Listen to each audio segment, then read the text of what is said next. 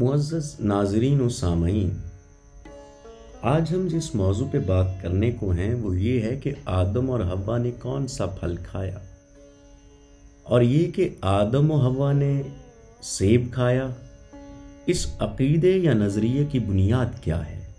ये आम सवालात हैं जो अक्सर बाइबल मुक़द्दस के इल्म के तालिबों से बग़र्ज़ इम्तिहान पूछे जाते हैं। हम अगर बाज़ मुतलाशियान हक़ भी इस सवाल के जवाब की जुस्तजू में रहते हैं, क़बल इसके कि इस सारे वाक़े का इलाहियाती जायज़ा लें, मुनासिब होगा कि हम इस सवाल के मुतल्लिक़ चंद नज़रियात के बारे में जान लें। पहले नज़रिए के मुताबिक ये फल इंजीर था, और इस नज़रिए की बुनियाद आदम और हव्वा का इंजीर के पत्तों से अपने लिए लिबास का तैयार करना है, जिसका जिक्र पैदाइश की किताब में है। दूसरे नज़रिए के मुताबिक ये फल अंगूर था, और अंगूर का जिक्र भी बाइबल मुक़द्दस में कई मरतबा आया है।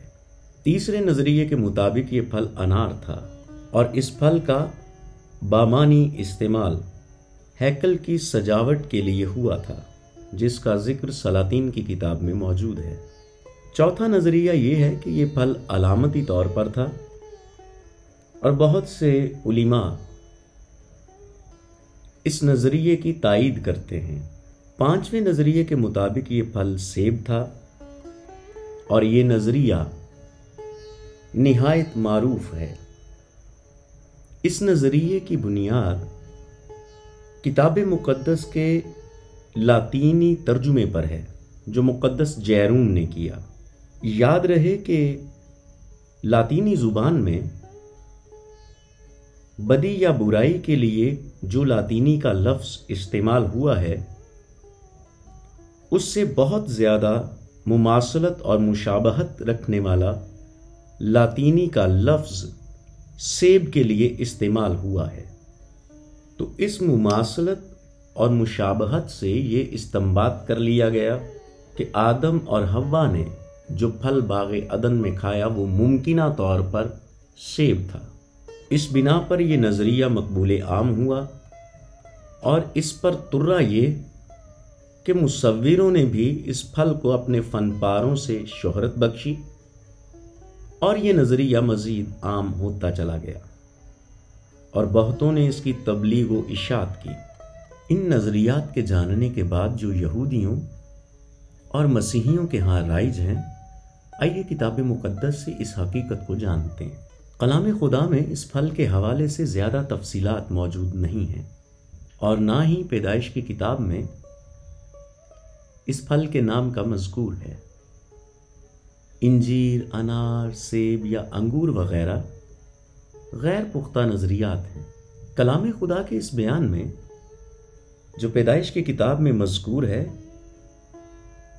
इंसानों की तवज्जो फल की तरफ मबजूल कराना मकसूद व मफ़हूम नहीं है, क्योंकि अगर फल की तरफ तवज्जो मबजूल कराना मकसूद होता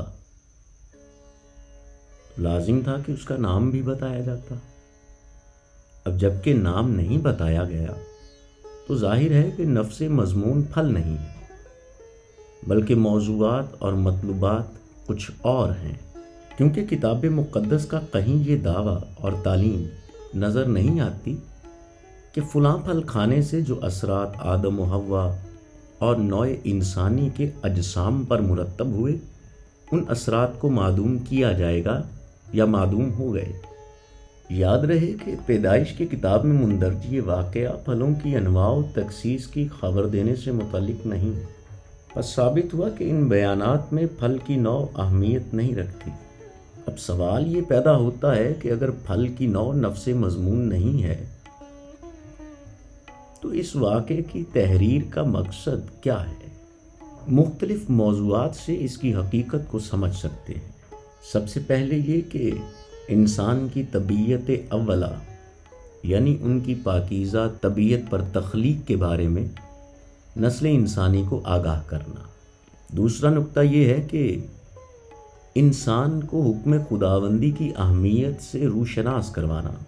तीसरा मौजू ये کہ انسان کی فعل مختاری کی نسبت معلومات فراہم کرنا، اور یہ کہ انسان کے اعمال کی حدود متعین کی گئی ہیں۔ چوتھا نقطہ یہ کہ انسان اول کا حکم عدولی کرنا، اور گناہ کا انسانی زندگی میں دخول کیسے ہوا۔ پانچواں یہ کہ طبیعتوں یعنی خدا اور انسان کی طبیعتوں میں تضاد کا سبب کیا ہے۔ چھٹا نقطہ یہ کہ باغ عدن سے خروج آدم۔ ساتواں نقطہ یہ کہ روحانی اور جسمانی موت کی علت کیا ہے۔ اور آٹھواں نقطہ یہ کہ انسان کو طبیعت اولہ پر بحال کرنے کی ضرورت اور منطق کے متعلق انسانوں کو تعلیم دینا۔